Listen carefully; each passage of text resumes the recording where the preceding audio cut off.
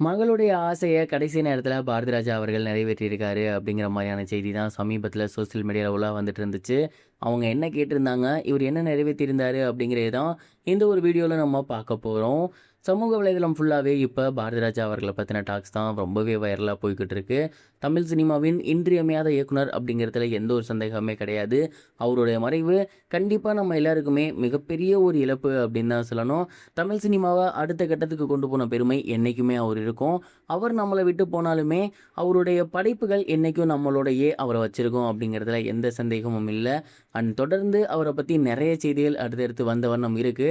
அந்த வகையில சமீபத்தில தெரிய வந்திருக்கிறது என்ன அப்படின்னா, இறப்பதற்கு முன் அவங்களோட மகளோட ஆசைய நிறைவேற்றிட்டு தான் அவர் இறந்திருக்காரு அப்படிங்கிறது தான். அப்படி என்ன நடந்திருக்கு அப்படின்னா, ஒரு 1 1/2 இயர்ஸ் பிஃபோர் வந்து அவருடைய பையனான மனோஜ் அவர்கள் இறந்து போயிருந்தாரு. அந்த ஒரு இழப்பு அவர மிகப்பெரும் அளவுல வந்து தாக்கிருச்சு அப்படின்னு தான் சொல்லணும். எப்போதுமே அப்பா உயிரோட இருக்கும்போது மகன் இழந்தா எந்த ஒரு அப்பாவுக்கு தான் தாங்க முடியும். கண்டிப்பா எந்த ஒரு தந்தையும் அத தாங்கவே முடியாது.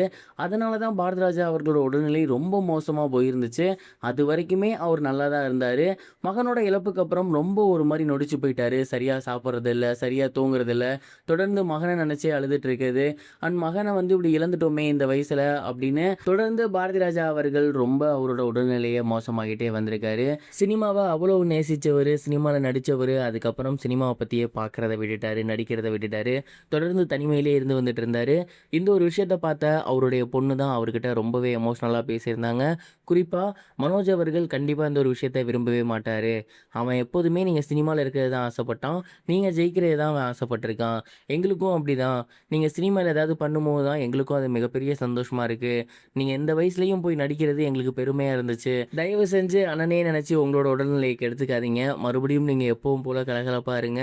முடிஞ்சா சினிமாலாம் நடிங்க அப்படிங்கிற மாரி சொல்லியிருந்திருக்காங்க.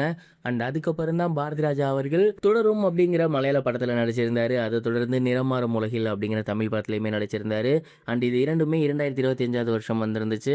அதுக்கப்புறம் அவரோட உடல்நிலை கொஞ்சம் மோசமாகவே எந்த ஒரு படத்திலயும் நடிக்கிறது இல்ல நிறுத்திட்டாரு.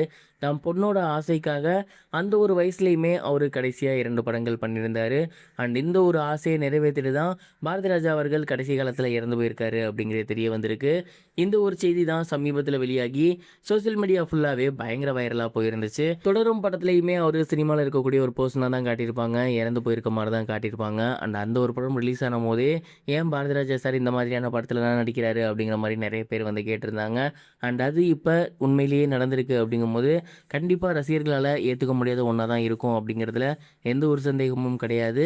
நீங்க இத பத்தி என்ன நினைக்கிறீங்க? மறக்காம கமெண்ட் பாக்ஸ்ல ஷேர் பண்ணுங்க. இதுவரைக்கும் கனெக்டிங் டிவிக்கு சப்ஸ்கிரைப் பண்ணனா மறக்காம சப்ஸ்கிரைப் பண்ணிக்கங்க.